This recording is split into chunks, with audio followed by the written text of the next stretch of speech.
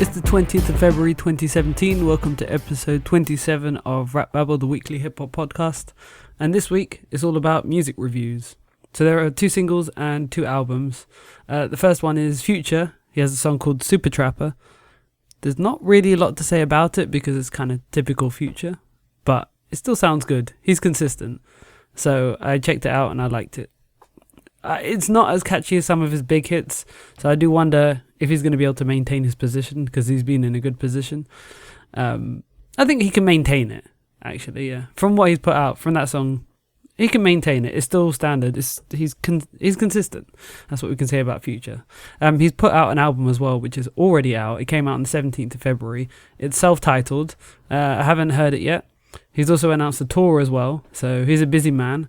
And he left enough time for us to miss him because he had a habit of just putting music constantly out. And he took some time, so I think this is the perfect time for him to come out. It's a fairly quiet time as well in hip-hop, so...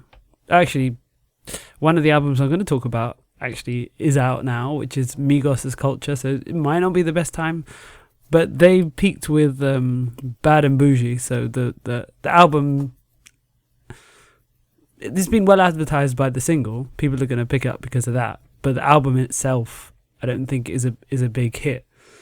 So I don't think it's getting a lot of attention. Therefore, Future's got a chance. So that's the first single. The second one is... So I've got a good balance. I've got one sort of trap, bouncy, melodic rap, a bit ignorant. And then the other one is more conscious. So the conscious rapper is Hopsin. And... I was a little bit disappointed with this. The good thing about Hopsin is lyrics. He's all about lyrics. So that's good. You got quality there. So something to listen to. He's a bit of a tortured soul though. And I've kind of heard it all before. He needs to vary things and he just needs to recover, I guess. That's one of the biggest problems because he's becoming a bit of a broken record. But he's a great lyricist and he's very talented. And he was talking about his former... his business manager. He launched a label previously with a guy and they fell out, so it's a sad story. And he's put out a diss against this guy who's a business manager. He's not a rapper, so he can't really defend himself properly.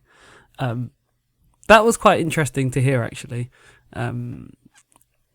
This one though, he's done it again, talking about the same guy. Alright, it's still a new issue. He's done it maybe 2 songs, but I hope he doesn't carry on with it for too long. Also interesting in the videos, he had a psychologist at the beginning, so that he had a bit of acting in there. He was also complaining about a girl who was having his baby and was... I don't even remember what the problem was, but he was angry at her for something.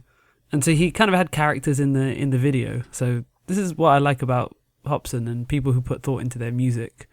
They actually have a bit more than just... There's something more there.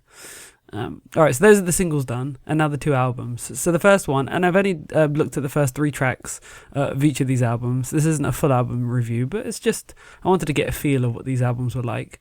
And so the first one is Migos, Culture.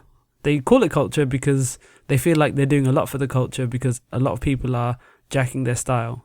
And that's pretty much true. They are dictating where rap goes based on their melodies, and they're doing a very good job. So yeah, they have a right to complain that people are taking their style, and they're happy to give it. They're in a good position. They're not hurting for money or for popularity, so they called their album Culture, and it's pretty standard Migos.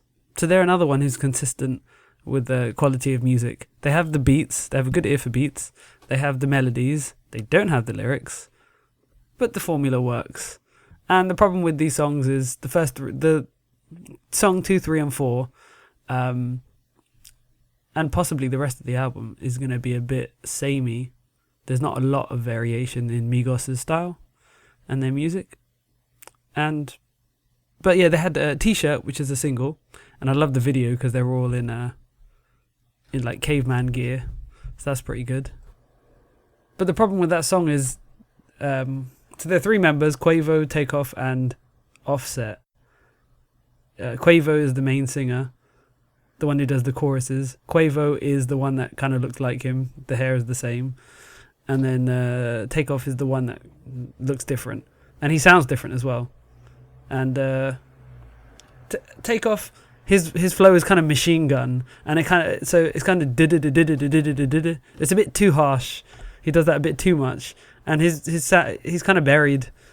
There's like a vocal in the background as well, like a singing sort of vocal in the background. And just by the way his flow is, it's hard to really understand him, and he just kind of gets lost. And this is his time to shine, because he has the chorus, he has the first verse, he could have really done something, and his verse is ignorable. And then Quaver comes along and sounds better. Not as sharp, not as it's a bit more, there's a bit more melody in there. So he sounds a bit better. And then Takeoff comes along, and he sounds... Wait, was it Offset? The one who's more different. The one who has the main verse, in the chorus in Bad and Bougie, at least. That guy. I think he's Offset. He sounds the best, actually. He's like the Young Buck of the group. Because in G-Unit, Young Buck was the outsider, but he was a member of the group. And he was actually a really good lyricist. And I feel like he was underrated. And Offset sounded good after Bad and Bougie, which was like he led the song. And he has this one, and he sounds better than the both of them, and he has more lyrics in that song. So yeah, that's I'm talking about T-Shirt. This is a T-Shirt. And then Bad and Bougie comes next, which I've already discussed that, but Bad and Bougie is a really good song. It's really addictive. And so that's the Migos situation. They've got hit singles there, and they don't vary that much. And the lyrics are just the same thing, drugs are in there somewhere, and there's not much else. But they're staying consistent. They have a hit single on that album, so it's going to do well. So they're here to stay for the time being. And then the other side of the spectrum, which is the other album, Lupe Fiasco, and his album Drogas Light. And Lupe is a conscious rapper. But he's kind of harshened his image quite a bit. So he's still a thinker, but his music isn't always positive. Like, he'll make negative references, but he's not talking so much about negative stuff. It's kind of like he wants to have the appearance of some of the more dangerous rappers without actually having that kind of content, because he's still a thinker. So he's just kind of changed his outward appearance without changing the actual message. And so for these 3 songs, I noticed a change. I gave up on him, actually. He had 2 really good albums. He had a third one which was really compromised by the record label, because they were trying to make him sound popular and pop and catering to the masses. So they really watered down that album. Then he had loads of fights with his record label. And then he put out some albums that just, I don't know why, I just didn't pay attention to. But then this one, it feels like he paid more attention to melody. And I think he's taking...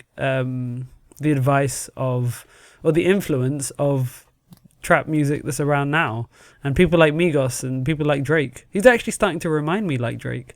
Not that he actually sounds like him, but in the fact that he's someone who has lyrics, and he's also got some good beats and choruses and melodies, and this is what I want. This is why Drake works. He's an all-rounder. He's got like half of everything at least.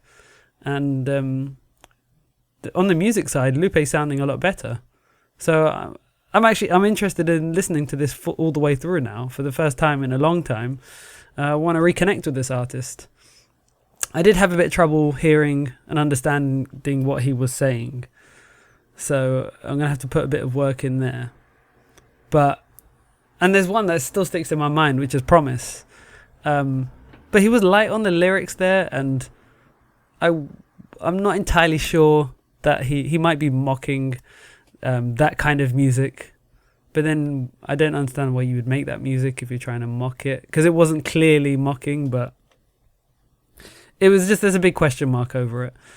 I don't like that. I want clarity. I don't like subliminal disses, and I don't like when you don't know. I want it to be clear. So I'm not happy about that song, but that song sticks in my mind, and it's a brilliant example of the music and the melody and just how much sweeter the music is sounding. It's enjoyable, so much more enjoyable now. And that's when you know that, like, it's easy not to listen to lyrics. But in these 3 songs that I've heard, the melodies and the beats and everything and the choruses have been so good that it makes me go back and then want to listen to the lyrics, and I want to like the lyrics. that's when you know you've got something magic on your hands. So I really hope there's something that I can latch on to. And Lupe's had some really moving music in the past, so there's potential there. So I'm going to check that out. The full album, and hopefully get lost in it. That's all the music I have for you this week. I'll be back next week with the same. See you next week.